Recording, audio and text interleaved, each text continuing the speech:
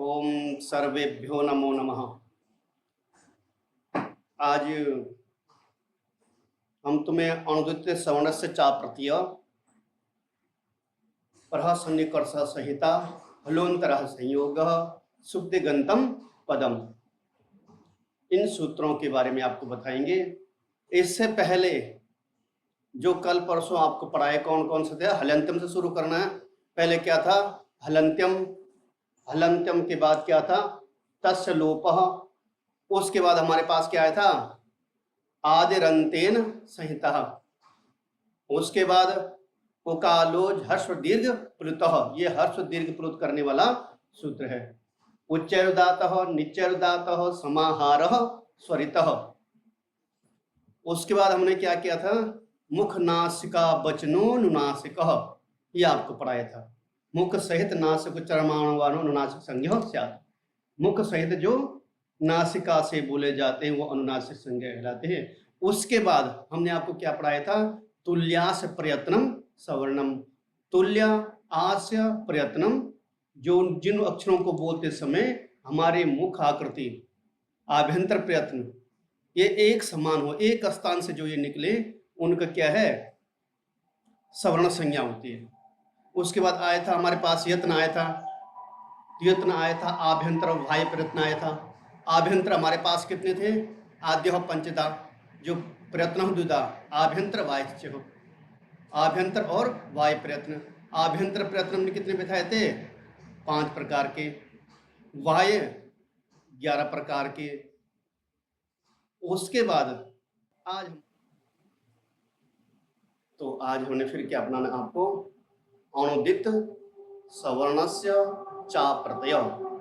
क्या पढ़ाना आपको?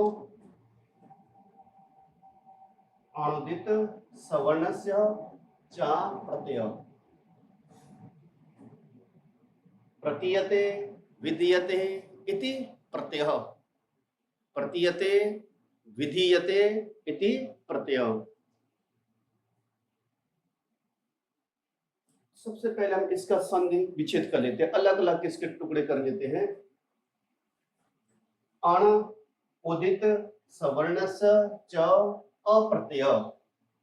अण उदित सवर्णस्य च अप्रत्यय। अप्रत्यय माने प्रत्यय से भिन्न। वो प्रत्यय मत समझना जहां पे ल्युट प्रत्यय होता है, गी गीस, ये वाले प्रत्यय मत समझना। अप्रत्यय का मतलब यहां पे क्या है? प्रत्यय से भिन्न। अप्रत्यय माने प्रत्यय से भिन्न, जो प्रत्यय ना हो। अब प्रत्यय किसको बोलते हैं? प्रत्यय प्रतीयते विधीयते इति प्रत्यय, जिसका विधान किया गया हो। जिसका विधान किया गया हो उसको क्या कहते हैं? प्रत्यय कहते हैं। समझ गए? अब इसके हम अलग अलग खंड में कर लेते हैं। अण उदित सवर्णस्य च अप्रत्यय। अण और उदित। अण समझ गए? ये अण यहाँ पे अ ए उण वाला नहीं है, यहाँ पे परेण नकारेण बाद वाला नकार को ग्रहण करते हैं। प्रत्यय प्रत्यय से भिन्न, अप्रत्यय अर्थात प्रत्यय से भिन्न। अण उदित, अण उदित हो वह अपने सवर्ण का क्या करता है? ग्रहण करता है। अण और उदित है वो अपने सवर्ण का ज्ञान करता है। अप्रत्यय प्रत्यय से जो भिन्न हो, इसकी वार्तिक आ जाए नीचे से। अवधीयमानो अण उदित च सवर्णस्य। अवधीयमान, अवधीयमान अण उदित च सवर्णस्य। अवधीयमान जिसका विधान ना हो। क्या? जिसका विधान ना हो, जिसको बताया ना गया हो, जिसका यहाँ पे कहीं विधान ना किया गया हो, उसको अवधीयमान कहते हैं। अवधीयमान अण उदित, अण और उदित की सवर्णस्य सवर्ण संज्ञा स्यात्। अवधीयमान अण उदित सवर्णस्य संज्ञा स्यात्। सवर्ण संज्ञा का बोधक होते हैं। समझ गए? क्या समझे? जो अण उदित है, अण और उदित की सवर्ण संज्ञक जो ये बोधक है, अण और उदित की क्या हो जाती है? सवर्ण संज्ञक होते हैं। उसके बाद अत्रेण, अत्रेवान परेण कारेण, अत्रेव, अत्रेव मने यहीं पर, अत्रेव मने यहीं पर, अत्र एव, अत्र एव यहीं पर, अण मने अण प्रत्याहार, परेण पर, नकारेण नकार, अत्रेव मने यहीं पर, परेण मने बाद वाले, नकारेण मने नकार को लेना चाहिए।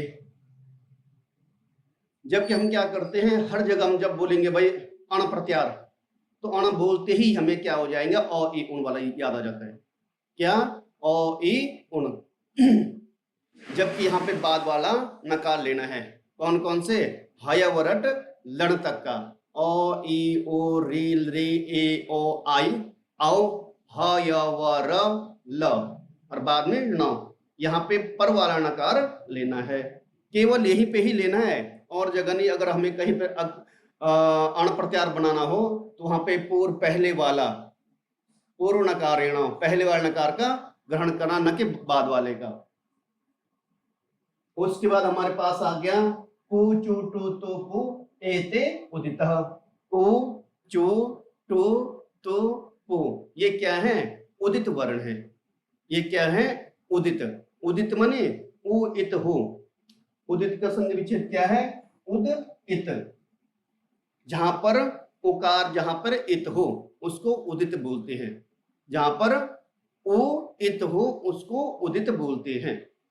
ये क्या है? को चो टो तो पो एते उदितः, ये उदित वर्ण है। तदेव, तदेव माने उसी प्रकार, ओ इत्यष्टादशानाम संज्ञा, और भी क्या हमारे पास 18 की संज्ञा का बोधक है। जो यहाँ पे अ ई ओ री, हमने ये ले लिया, अ ई ओ ये ले लिया हमने। ये कितने प्रकार के हैं? ये 18 अ ई ओ, ये कितने कितने प्रकार के हैं? 18 प्रकार के हैं। ये 18 प्रकार का क्या? बोधक। जैसे अ कह दिया तो अ कहते ही हमें क्या हो जाएगा? अ। ये तो आ गया, इसने अपने साथ ही साथ क्या कर दिया? 18 का बोध भी करा दिया। समझ गए ना? ये क्या करेगा? अपने साथ 18 का बोध भी करा देगा, अलग से कुछ नहीं होगा। इसी प्रकार ई कहेंगे, ई भी क्या है? अपने 18 प्रकार के बोधक है। वो भी अपने 18 प्रकार का बोधक है। तथे एकारो ओकारो, उसी प्रकार एकार ओकार, एकार भी ओकार भी, ये कितने हैं? 12। और ऋकार 63, और जो ऋकार है वो कितने प्रकार के हैं? रि 63, अर्थात 30 प्रकार का बोधक है। ये ऋकार क्या है? 30 प्रकार का बोधक है। ऋकार अपि, ऋकार भी क्या है? 30 प्रकार का बोधक है। एच हो द्वादशा नाम, ये जो एच है, एच ए ओ आई औ, आगे तो चौ आ गया, वो तो बोलना नहीं, चौ तो छोड़ देते हैं हलंतम करके। तो ये हमारे पास क्या है? एच, ए ओ आई औ, ए ओ आई और औ, ये क्या हो गया हमारे पास? 12। ये 12 माने 12, ये 12 प्रकार का अपने बोधक है, संज्ञक है।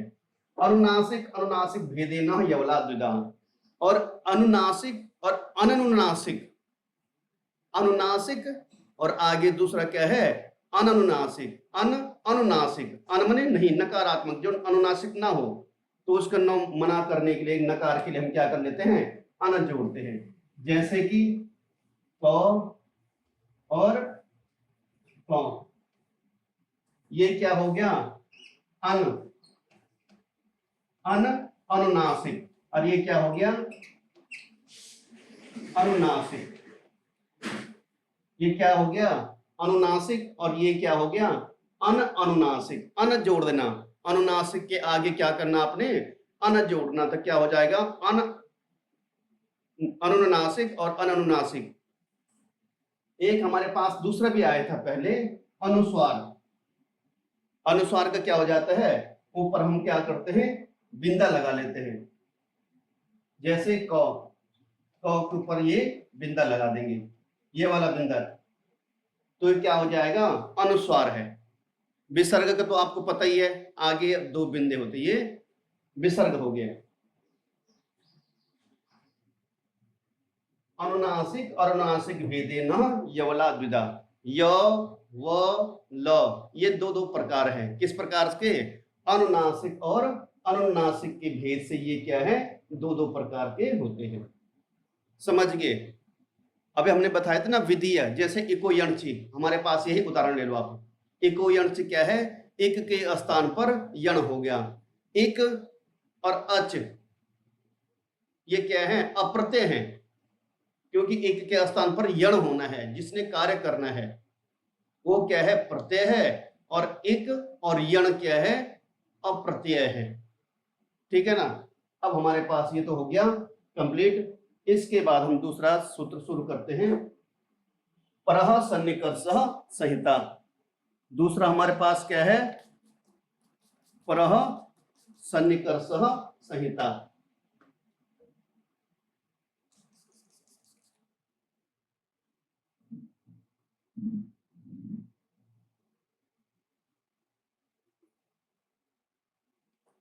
परः सन्निकर्षः संहिता,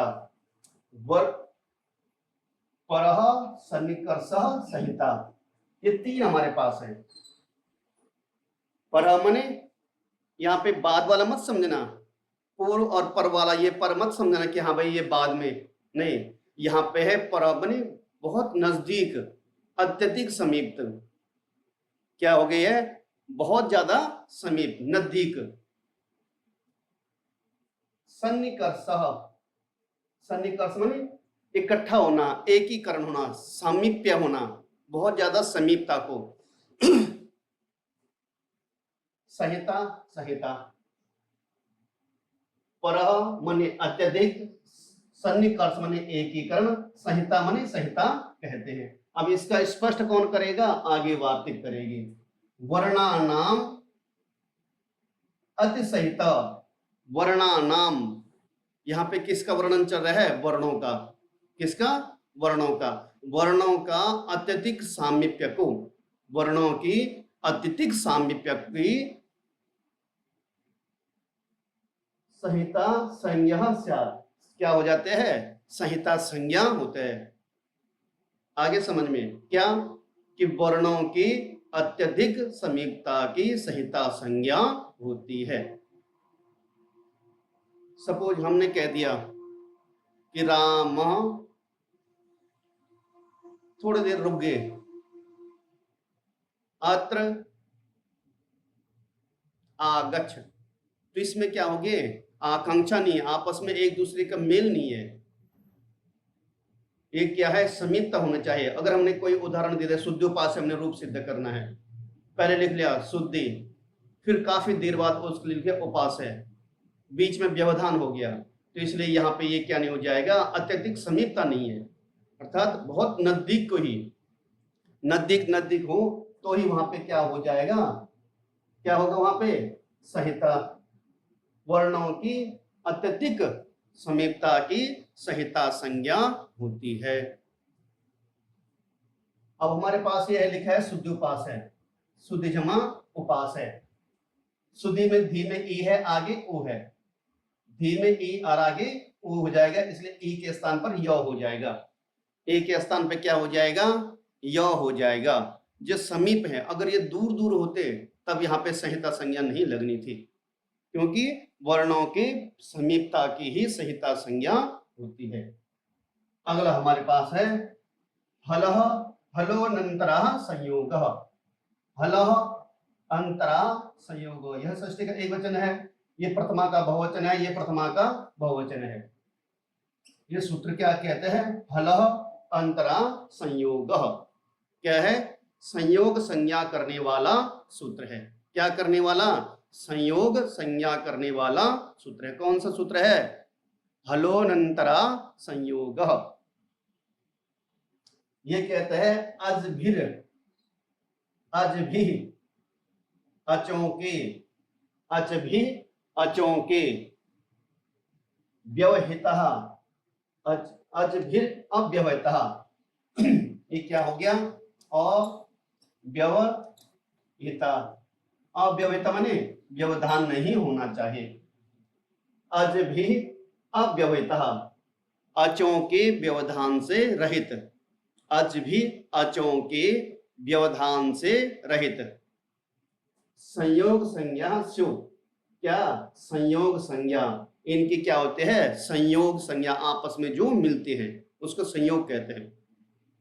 संयोग संज्ञा स्यु। अचों के व्यवधान से रहित हल वर्णों की संयोग संज्ञा होती है। हलह, हलह माने हल वर्ण, हल माने हल वर्ण। हल वर्ण कौन है?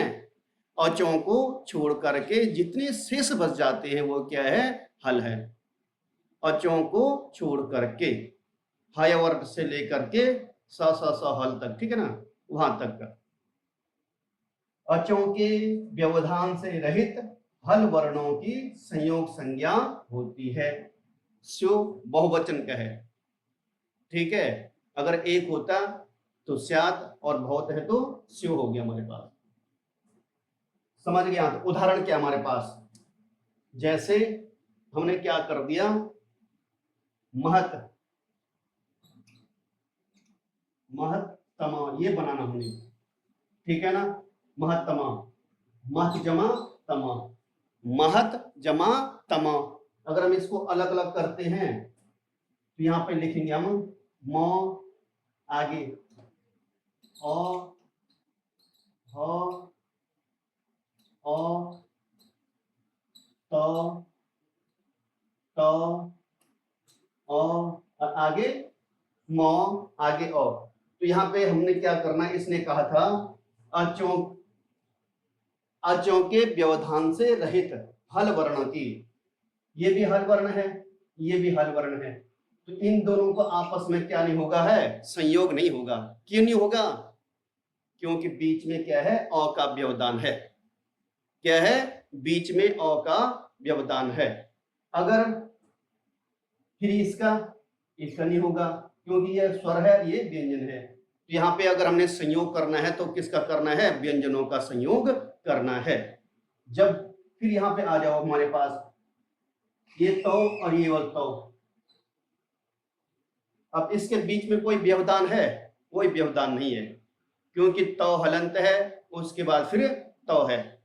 तो यहाँ पे क्या है? अच का, अचों का कोई व्यवधान नहीं है। अगर व्यवधान हो जाए तो वहां पर संयोग, यहाँ पे क्या नहीं होगा? फिर संयोग संज्ञा नहीं होगी, ठीक है। अब हमारे पास कौन तीन सूत्र हो गए? अनुदित सवर्ण से चा प्रत्यय। दूसरा हमारे पास हो गया परः सन्निकर्ष संहिता। तीसरा हमारे पास कौन सा हो गया? हलोनंतरा संयोग। ये तीन हमारे पास हो गए। चौथा हमारे पास है सुप्तिगंतम पदम। चौथा क्या है हमारे पास? सुप्तिगंतम पदम। सुबंतम तिगंतम च पद संज्ञम स्यात्। सुबंत और तिगंत की क्या होती है? पद संज्ञा होती है। किसकी होती पद संज्ञा? सुबंत और तिगंत की। सुबंत और तिगंत की पद संज्ञा होती है। सुबंत में हम क्या लेंगे? सुप हो अंत में जिसके, क्या अंत में हो? सुप, सुप प्रत्यय जिसके अंत में। सुप में जैसे राम ये आ जाते हैं। और तिंगंत में कौन सा आ जाएगा? तिंगंत में पठती। जैसे ये रूप बन गया हमारे, तो राम जमा सो, यहाँ पे पठ जमा ती बराबर पठती, और यहाँ पे रामो। सुबंते सु ओजस अमोट षष्टाभ्याम भिंसी आ जाएगा। और तिंगंत में तिप दस जी सिप दस ये वाले आ जाएंगे। तो समझ गए ना? जिसके अंत में सुप हो, अंत में जिसके, वो सुबंत है। और तिंग हो अंत में जिसका, वो तिंगंत है। सुबंत और तिगंत की क्या होती है? पद संज्ञा होती है। सूत्र भी आता है, कई बार प्रश्न भी आते हैं कि पद संज्ञा करने वाला सूत्र कौन सा है, तो वहां पे लिखना आपने सुबंतम तिगंतम च पद संज्ञम स्यात्। सुबंत और तिगंत की क्या होती है, पद संज्ञा होती है। तो समझ गए ना। अब इसके किसी को कोई परेशानी है तो मुझे पूछ सकता है, ठीक है ना। फिर अब आगे हमारे पास क्या है, आज संधि का प्रकरण शुरू करेंगे हम कल से। तब तक आपका धन्यवाद। पुनः मिलामः।